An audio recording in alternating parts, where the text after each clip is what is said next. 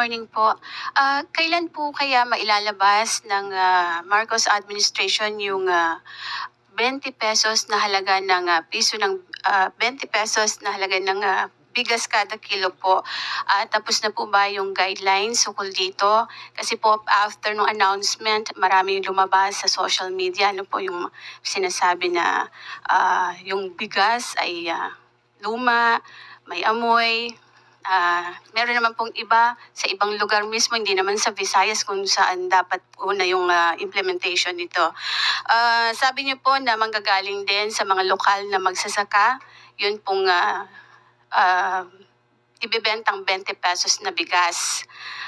May we know po sino-sino yung mga magsasaka or kooperatiba na magiging source po o pagkukunan nitong bigas na ito.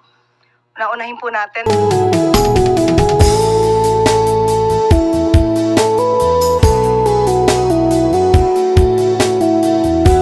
Legal na basihan para sa mga tinatawag na digital nomads na nais pansamantalang manirahan at magtrabaho sa Pilipinas. Ang Digital Nomad Visa o DNV ay para sa mga foreigner na nagtrabaho gamit ang teknolohiya habang nasa ibang bansa ang kanilang kliyente o employer. Dahil sa mababang gastusin, likas na ganda, at dumaraming remote workers, ang Pilipinas ay nagiging paboritong destinasyon ng mga digital nomads. Noong 2023, kinilala ng World Economic Forum ang Pilipinas bilang ikapitong pinakamabilis lumago na remote work hub sa buong mundo. Sa ilalim ng DNV na programang ito, pinahihintulutan ang mga dayuhang edad 18 pataas na magtrabaho remotely habang nasa bansa basta't may sapat na income, malinis na record at health insurance. Maaari silang manatili ng hanggang 1 taon na may posibilidad ng renewal at multiple entry.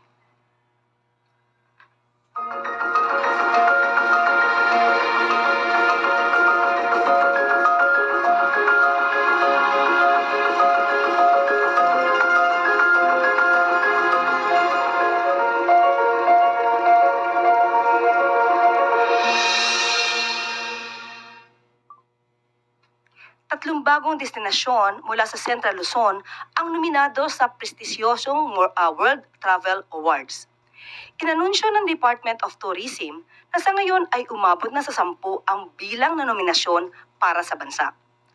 Ang Aurora Province, kilala sa malilinis nitong baybayin at ecotourism, ay nominado bilang Asia's leading regional nature destination.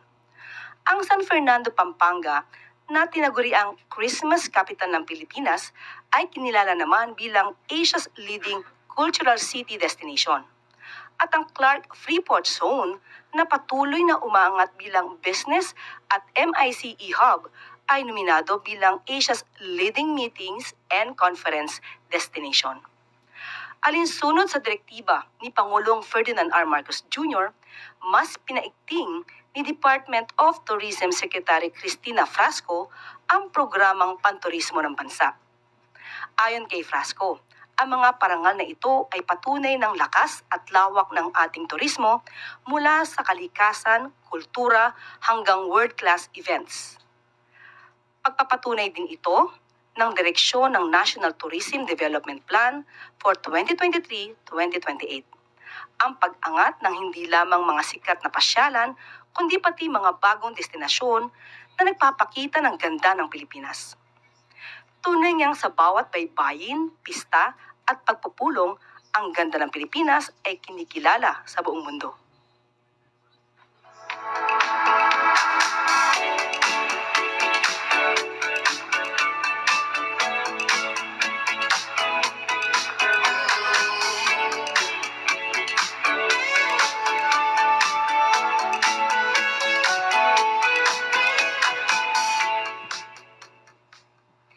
Isa pang good news, dinagdagan na ng National Food Authority ang kanilang rice buffer stock alinsunod sa direktiba ni Pangulong Marcos Jr. na pagtingin ng NFA ang pagbili ng palay mula sa mga lokal na magsasaka. Isang hakbang para suportahan ang kabuhayan nila at tiyakin ang sapat na supply ng bigas sa bansa. Sa pinakahuling tala noong April 24 ng NFA, may 10.1 milyong sako ng palay at 1.2 milyong sako ng bigas ang NFA na sapat para sa 10 araw na konsumo ng bansa. Ang pinakamataas na inventaryo mula pa noong 2020.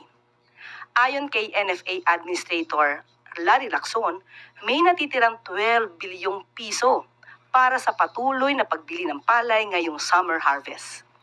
Dagdag pa ng NFA, ang tuloy-tuloy na pagbili ng palay ay hindi lamang para sa mga magsasaka, kundi para rin sa mga pagbibigay ng mas abot-kayang bigas sa mamamayan.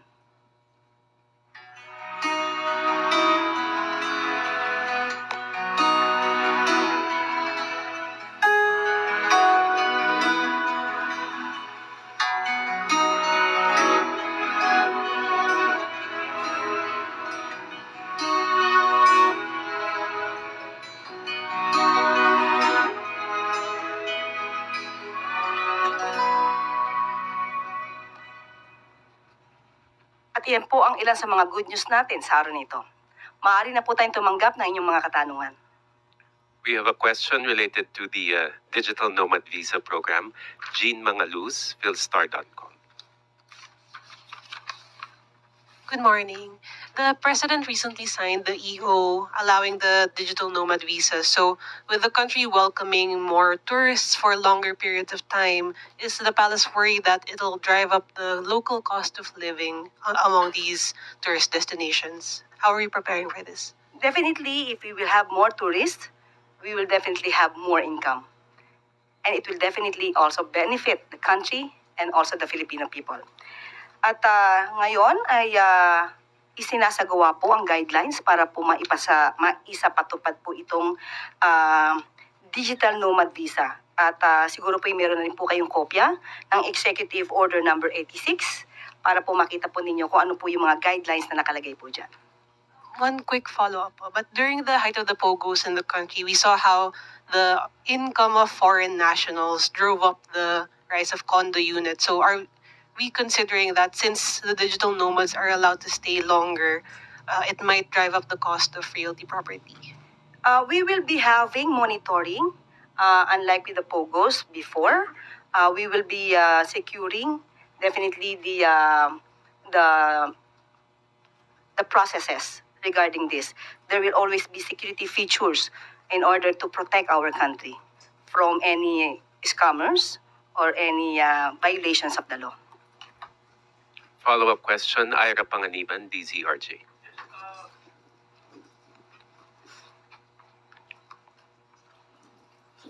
With the entry of the digital nomads, Undersecretary, have we considered upgrading or fixing up our entry ports, our airports, our seaports, and all other facilities that allows all of these foreigners to come in? Right now, there has been numerous complaints about these facilities. Definitely that will be included.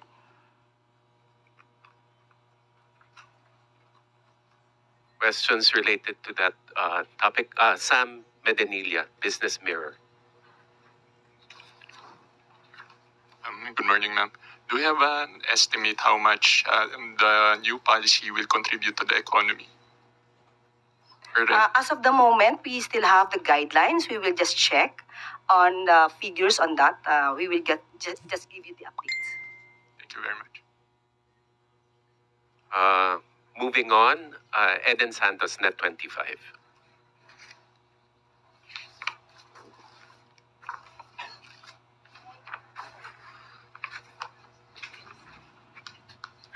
Yusek, good morning po. Kailan po kaya mailalabas ng Marcos administration yung 20 pesos na halaga ng 20 pesos na halaga ng bigas kada kilo po? Tapos na po ba yung guidelines ukol dito? Kasi po after nung announcement, maraming lumabas sa social media. Ano po yung sinasabi na yung bigas ay luma, may amoy, Meron naman pong iba sa ibang lugar mismo, hindi naman sa Visayas kung saan dapat una yung implementation nito. Sabi niyo po na manggagaling din sa mga lokal na magsasaka, yun pong ibebentang 20 pesos na bigas. May we know po sino-sino yung mga magsasaka or kooperatiba na magiging source po o pagkukunan nitong bigas na ito. Naunahin po natin ang mga katanungan ni Miss Eden. Una po, pinapasinungalingan na po namin yung sinasabi sa mga balita na ito'y may amoy. Unang-una, hindi pa po nag-roll out, kaya po ito ay masasabi natin isang disinformation. Pangalawa po, sinabi po ni Secretary Laurel na ang una pong ilo-launch po ito sa Cebu, May 1. So kung saan po ito ibebenta, ito po ay ayon na rin po sa guidelines ng local government units. Siguro po mas maganda po itanong natin kung sino po yung mga involved na local government units para malaman natin kung ano yung mga guidelines po nila. At sa May 2 naman po ay sisimulan din po ito sa Visayas Avenue, sa Bureau of Animal and Industry. Sa May 2 po, ito naman po ay sa Kadiwa. Ano po yung sino-sino po yung mga magsasaka or kooperatiba na pagmumulan po nitong source ng 20 pesos na bigas? Kasi sabi niyo po, local farmers po ang panggagalingan nito. Ibig sabihin, hindi po imported rice yung ibebenta natin na 20 pesos na bigas. Sa ngayon po, ang sinasabi po natin ay manggagaling ito sa local farmers. Yan po ang maliwanag. Kung meron po mga kooperatibang mai-involve po dito, tignan po natin ang susunod na guidelines at hingin po natin ang mga listahan. Kaya kalo-launch pa lamang po nito at sisimulan pa lamang po sa May 1. So wala pong mga specific na mga kooperatiba or mga magsasaka na pagmumulan po nitong bigas na ito, itong 20 pesos, para po naman na malaman natin na yung bigas ay galing po talaga sa ating mga magsasaka, hindi lamang yung mamamayan natin ang makikinabang sa murang bigas, kundi maging yung mga magsasaka po. Parang two birds in one stone po yung hit ng gobyerno natin dito. Katulad po ng sinabi natin, dapat wala po tayong pagdududa. Local farmers po sa panahon po ngayon, as we speak, sa local farmers po ito kukunin. Kung meron pa pong detalye, kukunin muna po natin sa local government units. May 1 pa po ito ilulunsad sa Cebu. Kapag may detalye na po tayo, ibibigay po namin sa inyo. At Thank you Trina po. Domingo, ABS-CBN. Good afternoon, ma'am. Ma'am, Vice President Sara Duterte has questioned the timing of the release of this 20 peso per kilo rice. How do you convince the public that this is not a form of politicking, particularly because it is being launched weeks before the midterm elections? Kailan pa po ba natin ibibigay ang sakate sa kabayo? Kung kailan namatay na yung kabayo? Sa politika po, wala pong timing. Sa pagbibigay ng ayuda, sa pagbibigay sa mga taong kinakailangan ng tulong, lalong-lalo na yung mga nasa laylayan ng lupunan, hindi po kino-question ang timing dito. Sa pinakamaagang kakayanin ng gobyerno na maibigay ang tulong, ibibigay po yan. Walang politika rito. Malamang sinasabi lamang ito para muling bigyan ng negatibong epekto ang isinasagawa ng Pangulo para matupad ang 20 pesos kada kilo na bigas. Why wasn't it possible for the government to launch it way earlier, considering that this was a promise made during 2022, around 3 years ago? Obviously, hindi naman po sa isang click ng kamay ay maigagawa ito, ay maisasagawa ito. Lahat po ay kailangan magtulong-tulong. Katulad po nito, may mga Visayas governors na nagbigay ng kanilang pagsang-ayon para makapagbigay din po ng subsidiya kasama po ang national government. Yan po ay inaaral, hindi po ito basta-basta sinasagawa. Dapat po malinis ang pagkakagawa para po mas magandang maibigay at kung kakayaning magtuloy-tuloy talaga ang proyektong ito ng Pangulo, ay dapat pong gawin lamang. Ma'am, final question from my end. How sustainable, how confident are you with regard to the sustainability of this project, considering that the government is subsidizing a big portion of the amount and it's not the actual cost of production for farmers? Yan naman po ay sinasabi na masusustain hanggat December. Ito pong taon ng December. At ang pinag-uusapan po ngayon ay sa susunod na taon ay maaaring maisama na po ito sa budget. Heidi Sampang, FEBC. Good morning, Yusek. Ayon po sa Stratbase SWS survey, sa ikaapat na sunod na buwan po ay muling tumaas ang bilang po ng mga pamilyang Pilipino na nagsabi pong sila ay mahirap. Nagtala po ito sa 55% noong April, katumbas po iyan ng 15.5 million kumpara po sa 14.4 million noong March. Ano po ang take dito ng palasyo at kung masasabi pa rin po ba natin na natutugunan po ng mga anti-poverty programs ng administrasyon ang sitwasyon po ng ating mga kababayan? Lahat po naman ng lehitimong survey ay kinikilala at kinukonsidera ng pamahalaang Marcos. At aking lamang pong i-quote ang sinabi po ni Secretary Balisacan. We understand that poverty incidence can be dynamic. In particular, self-rated poverty surveys are sensitive to inflation, particularly the price level of commodities commonly consumed, say food, transportation, etc., prevailing at the time of the survey versus what it was in the recent past. Dahil po dito, dahil mahalaga po ang kapakanan ng taong bayan kay Pangulong Marcos, papaluwigin pa po ang mga programa para matugunan po ang mga isyu patungkol po sa kahirapan at kagutuman. Yan po ang talagang ninanais at pinapalawig pa po ang programa para ito po ay matugunan. Kabilang na po nga rito ang 20 pesos kada kilo na bigas. Nandiyan pa rin po ang programang Walang Gutom program ng DSWD. Idagdag pa po natin ang patuloy patungkol dito sa Pantawid Pamilyang Pilipino program at isama na rin po natin ang school-based feeding program.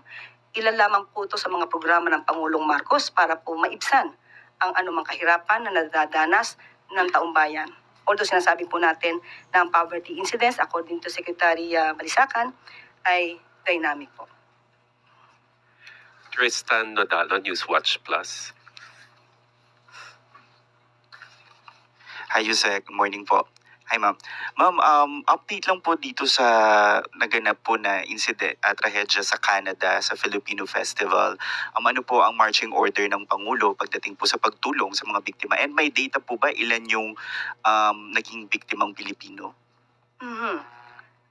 Sa ngayon po, ang lumalabas po as of April 27, 2025, Vancouver Police Department stated in the press briefing na 11 po ang nasawi at may mga ilan po na nasugatan. Ang pinakabata po daw na nabiktima ay 5 taon at ang pinaka may edad ay 65 years old. At ang suspect po na si Mr. Kai Jim Adam Lo, 30 years old, ay na-identify na po at ngayon ay humaharap sa murder charges in connection with the deaths at Lapu-Lapu Festival. At ang Philippine Consulate General po in Vancouver ay nag-issue na po ng maagarang advisory. Pinapaalam po ang mga hotlines, kung makikita po sa ating monitor. Nagbigay po ng hotlines para po sa mga biktima po, yung pamilya po ng mga biktima ay maaari po agad maka-connect or maka-contact po sa ating Philippine Consulate General. At ang consulate po natin ay nakapag-establish na rin po ng kanilang komunikasyon sa ilang mga biktima na nasugatan. At nakikipag-coordinate pa rin po ang Philippine Consulate General with the Vancouver Police Department regarding sa mga information pa po ng iba pong biktima at sa mga updates po ng pag-iimbestiga.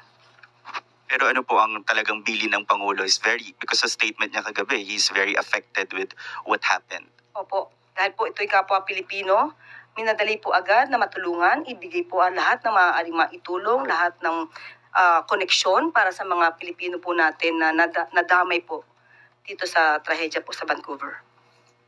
Okay. Yusek, papasok lang po nitong statement ni Senator Amy Marcos that tomorrow ay magre-release siya ng final result ng kanyang investigation, saying that there's a group effort from the administration to arrest former President Rodrigo Duterte. Sinabi po ng senador na may planadong hakbang para pabagsakin ang mga Duterte at hindi raw po alinsunod yung pagka-aresto sa dating Pangulo sa batas ng Pilipinas. Just a quick reaction on this statement po ni Senator Amy. Hindi na po siguro kataka-taka kung ganyan po ang kanyang magiging panuran, kanyang opinyon. Bago pa naman po siguro nag-hearing ay makikita na po natin kung saan ba ang gawi ni Senator Amy Marcos. Chloe Hufana, Business Mirror. Pero karagdagan, of course, ang palasyo dinideny kung ano man ang kanyang opinyon. Chloe Hufana. Good morning, Yusek. Yusek, tomorrow the Trade Secretary and the Special Assistant to the President for Investment and Economic Affairs will be in Washington for their dialogues with the USTR. Ma'am, what will be our bargaining chip to close a favorable trade deal? I was able to talk to Secretary Go today, just this morning. Tambilin po niya ay hintayin na lang po natin kung ano po yung magiging outcome ng pakikipag-usap at pakikipagnegosasyon. At kapag ka po meron na po tayong report, bibigay po namin sa inyo yung update. Thank you, ma'am. Follow-up question na lang, ma'am. Are we optimistic to close a favorable trade deal? And ano po yung goal natin na reciprocal tariff since gusto po ni Trade Secretary ibaba yung 17%? Of course, mas gusto natin maging optimistic. Hindi tayo dapat maging pessimistic katulad ng iba. Tingnan na lang po muli natin at kung ano po yung magiging maganda para sa Pilipinas at of course, sa relasyon natin with the US, yun po yung aasamin natin. Ann Soberano, Bombo Radio. Yusek, good morning. Nitong weekend, ma'am, nakita po kasi sa funeral ni Pope Francis na nagkaroon ng maiksing pag-uusap si Pangulong Marcos and US President Donald Trump. Pwede po bang ma-share sa amin kung ano po yung napag-usapan nilang dalawa sa maikling pag-uusap? Thank you. Kung kayo po ay nakita niyo po na sila ay saglit na nagkausap at nagkabatian, mapapakita po natin na yung mga sinabing inis na bang Pangulo ay napaka fake news. Sa ngayon po ay hindi pa po natin nakakausap ang Pangulo tungkol sa kanilang napag-usapan. Kapag ka po maaari pong i-share ang kanilang pag-usapan, ibibigay po namin agad sa inyo. Thank you, ma'am. Follow-up, Maricel Halili, TV5. Magandang umaga po. Yusek, aside doon sa pagdalo sa paglilibing kay Santo Papa, meron pa po bang ibang mga activities na ginawa si PBBM and FL sa Vatican? Sa ngayon po, wala po akong pinakadetalye kung ano pa po ang lakad nila, activities. Most probably, personal na lang po yan. Pero kung meron po na official function, official activity na maaari po namin i-share, ibibigay po namin agad sa inyo. And aside from US President Donald Trump, nagkaroon din po ba ng chance si Presidente to talk with other heads of state? Aalamin po natin maya-maya po sa kanya. Thank you, Yusek. Yes, thank you. Narciso, DZRH.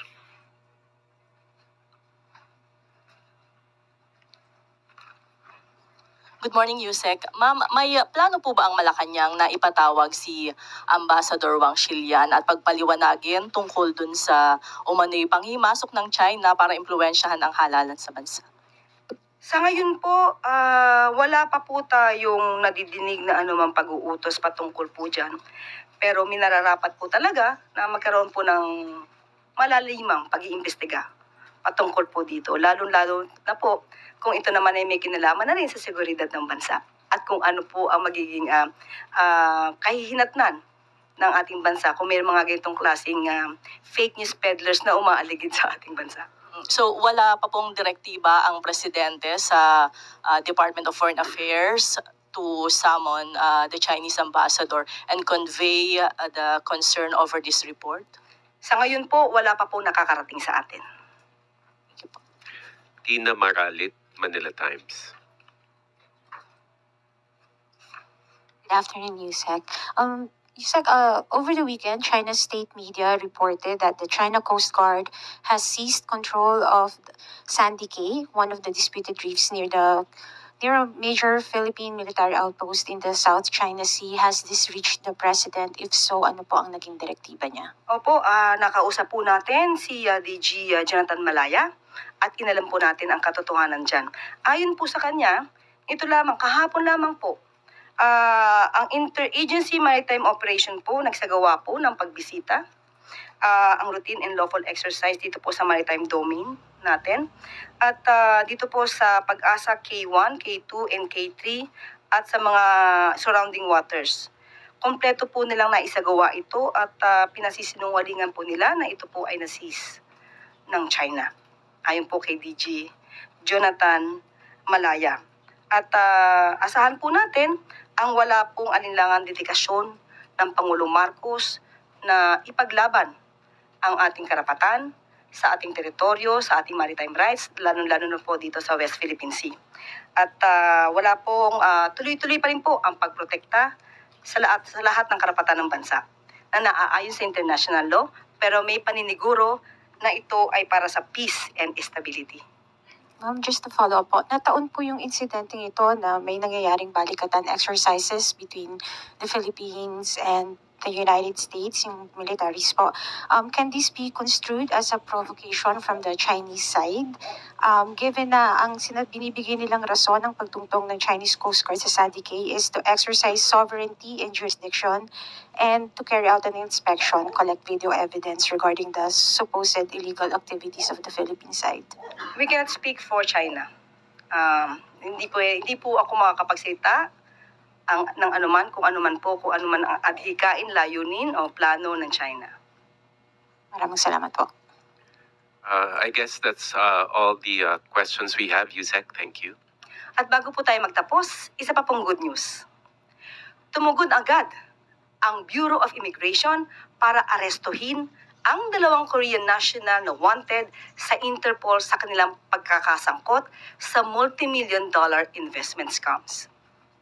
Kinikilala ang dalawa na sina Kim Yung-sam at Wen Jiol-yong.